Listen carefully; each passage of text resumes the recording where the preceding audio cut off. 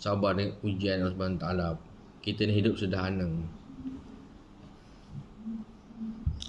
Gambaran Allah SWT tersebut menghairankan Nabi Isa AS, sehingga baginda bertanya kepada Allah, bagaimana mungkin perkara itu terjadi?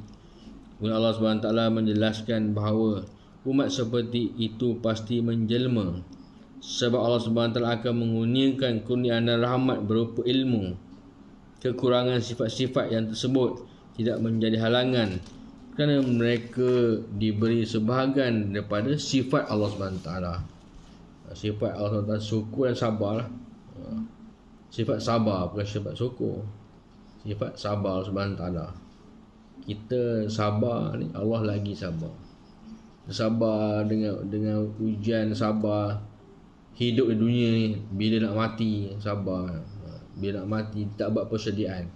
Sabar kita buat persediaan. So Allah sabar dengan apa orang yang melanggar perintah Allah SWT ni. Allah tak bagi balasan terus macam umat-umat dulu. Allah sabar sebab Allah dah beri contoh yang banyak. Jadi bila umat sekarang ni dia dah tahu macam mana umat tu, bila dia buat dosa dia tak rasa apa. Tapi Allah sabar. Sabar tak menurunkan azab serta-merta. Kalau tu azab serta-merta, itu maknanya dia dah melampaui batas. Buat kerja yang beri minum arak pada binatang, lepas tu bully pula. Ni Israel ni bunuh orang semata-mata, apa macam-macam. Allah sabar. Kita tak sabar. Kalau kita marah, kita tak tahan, kita marah situ juga orang. Tak boleh. Kita kena sabar. Sikap berlapang dada dan berilmu tidak terjadi dengan sendirinya pada diri kita, akan tetapi diperolehi melalui satu latihan. Sebaik-baiknya kita sebagai umat Nabi Muhammad SAW memiliki kedua sifat ini sehingga sesuai dengan julukan Muslim. Untuk mengembirakan dan menggambarkan umat Nabi Muhammad, kita dapati di dalam Al-Quran perkataan halim dalam berbagai bentuk seperti Innallaha ghafurun halim, kerana sesungguhnya Allah Maha Pengampun lagi Maha Penyabar. Surah Al-Imran ayat 155. Sifat halim ini diberikan juga kepada para nabi, khusus kepada Nabi Ibrahim, nenek moyang para nabi.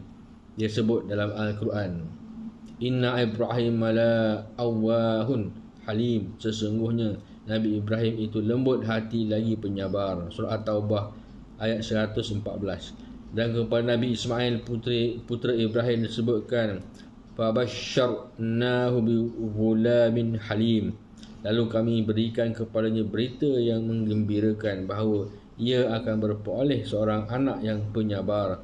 Surah As-Saffat ayat 101.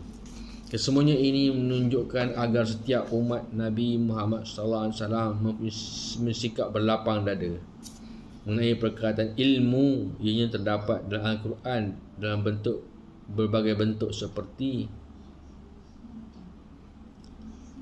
Iqra bismillahirrahmanirrahim, Iqra rabbukal akram allazi 'allama bil qalam 'allamal insana ma lam ya'lam. Bacalah, dan Tuhanmu yang Maha Pemurah yang mengajar manusia melalui pena dan tulisan. Ia mengajak manusia apa yang tidak diketahuinya. Surah Al-Alaq ayat 3 hingga 5. Allah SWT berfirman lagi dalam surah An-Nisa ayat 113, dan telah mengajarkanmu apa yang engkau tidak mengetahuinya, dan adalah kurnia Allah yang limpahnya kepadamu amatlah besar. Dalam surah Az-Zumar ayat 9 Allah berfirman lagi, katakanlah lagi kepadanya, adakah sama orang-orang yang mengetahui dengan orang-orang yang tidak mengetahui? Surah Az-Zumar. Beza orang mengetahui dan tak mengetahui.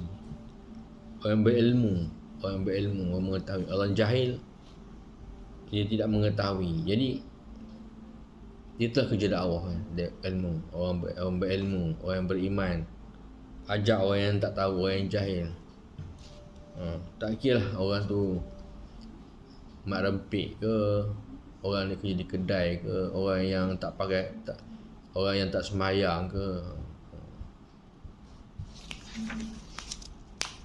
Ayat yang lain Dan surah Al-Imran ayat 7, Allah berfirman lagi, dan orang-orang yang tetap teguh serta mendalam pengetahuannya dalam ilmu-ilmu agama berkata, kami beriman kepadanya, semuanya itu datangnya dari sisi Tuhan kami. Surah An-Nisa ayat 162,